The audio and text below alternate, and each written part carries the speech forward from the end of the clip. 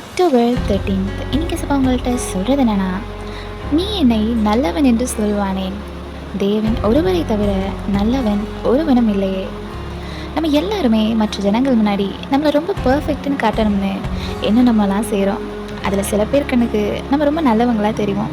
இன்னும் சில பேருக்கு நம்ம நல்லதே செஞ்சாலும் கெட்டவங்களாக தான் தெரிவோம். அதை மாற்ற முடியாது. பிகாஸ் இதுதான் உலகம்.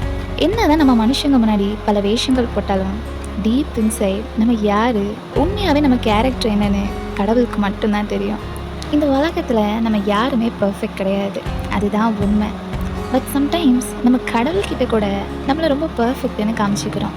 நான் இடைவிடாமல் ஜெபிக்கிறேன், ஃபாஸ்டிங் இருக்கிறேன், காணிக்கை செலுத்துகிறேன், எல்லாரிடத்திலும் அன்பாகவும் இரக்கமாக இருக்கிறேன்னு நம்மளுடைய நற்காரியங்களை மட்டுமே கடவுள்கிட்ட பேசிகிட்டு இருக்கிறோம். இதில் இன்னும் சில பேர் மற்றவங்களோட கம்பேர் பண்ணி, நான் அவங்கள மாதிரிலாம் தப்பு பண்ணலை, நான் அவங்கள கம்பேர் பண்ணால் நல்லவன் தான்னு சொல்கிறாங்க. ஹவு ஃபன்னி இல்லை? ஆனால் ஏசப்பா என்ன சொல்கிறாங்க தெரியுமா? உன்னை நீயே நல்லவன்னு எப்படி சொல்லலாம்?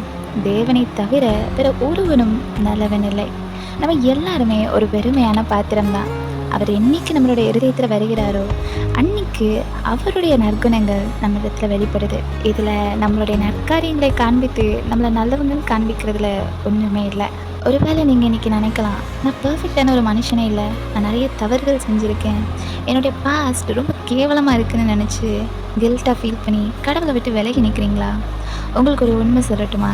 உங்களுடைய பாஸ்ட் அண்ட் நீங்கள் செஞ்ச பாவங்கள் எல்லாத்தையும் விட அவருடைய அன்பு பெருசு. So it's not about being perfect, it's about being filled with the one who is perfect. Have a blessed day.